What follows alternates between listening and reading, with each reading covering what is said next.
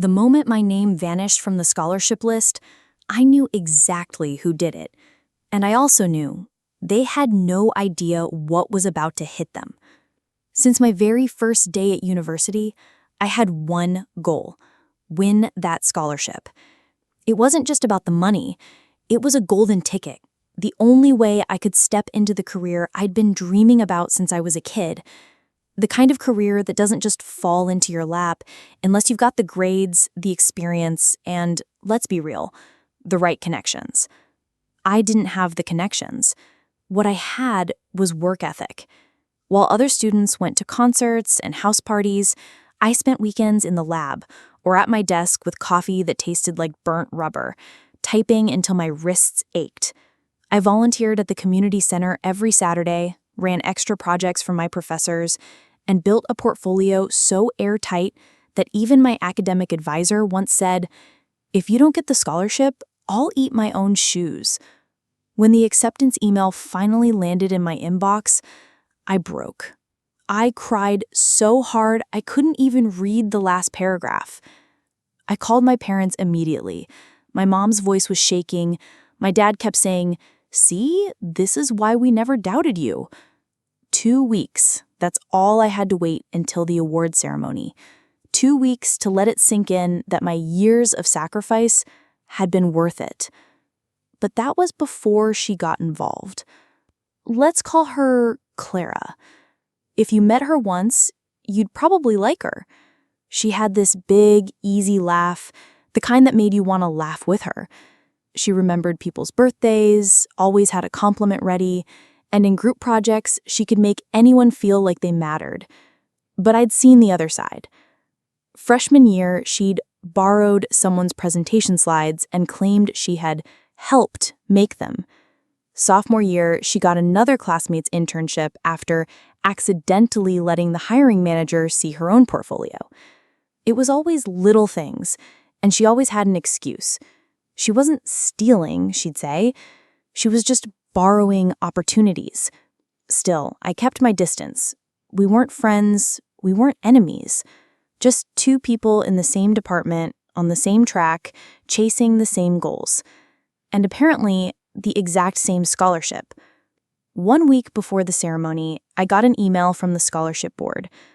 It started with the words that made my stomach twist into knots. "We regret to inform you." I read the line 3 times. They'd awarded the scholarship to someone else. I scrolled to the bottom, searching for the name. When I saw it, I didn't even blink. Clara. At first, I thought it had to be some kind of clerical error. I mean, how could this happen? Then I found the announcement list online. Her name was there, bold and proud. Mine was gone. It was like someone had reached into my chest, ripped out everything I'd worked for, and casually handed it to her. But my confusion turned into fury when I started asking questions and got my first clue. Clara had submitted a research project. My research project. Same structure, same charts, same sources, even the same stupid typo in the second paragraph that I'd been meaning to fix but forgot. The only difference, she'd submitted it 2 days earlier. I checked my files. My cloud drive showed activity I didn't recognize. That's when it hit me. She'd gotten into my account. I was furious, but I wasn't stupid. Clara's biggest mistake wasn't stealing from me. It was underestimating me. She thought I'd scream, throw a fit, maybe even go cry to the scholarship board. But she didn't realize I was going to build a case so airtight, she wouldn't just lose the scholarship. She'd lose everything. I started with my earliest drafts, version 1 of the paper, dated months before Clara's submission, then the revisions, the emails I'd sent to my advisor with attachments and feedback. I went deeper, combing through auto-saved backups on my laptop, metadata from my research photos, even timestamps from when I logged into certain databases. Still, I wanted something no one could argue with, something she couldn't claim was coincidence or similar research. And then I remembered the video. During my field research, I'd recorded myself explaining the process. In the background, you could see the exact location, and I literally said the date and my name on camera. Game over. I packaged everything, the drafts, the emails, the timestamps, the video, into one clean, devastating file. But instead of sending it to the scholarship board, I went higher. I sent it to the head of the university's ethics committee, the people who dealt with plagiarism like surgeons deal with tumors, by cutting it out entirely. And then I waited. For 2 days, nothing. Not a single email, not a whisper in the hallways. The silence was heavy, like the whole school was holding its breath. Then it happened. The scholarship page updated. Her name? Gone. Mine was back at the top. An official statement went out saying the award had been reassigned. But that wasn't all. The ethics committee launched a full investigation into Clara. At this level of plagiarism, it wasn't just a slap in the wrist.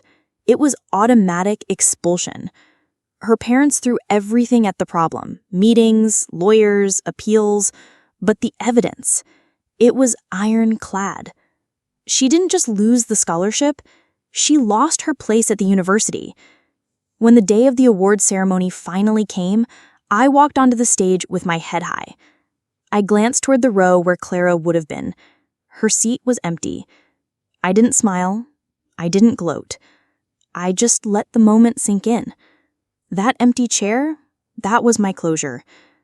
I heard Clara ended up transferring to a smaller college in another state.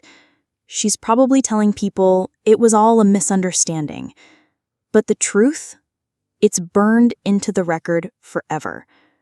As for me, that scholarship opened every door I'd been pounding on for years, and I walked through every single one.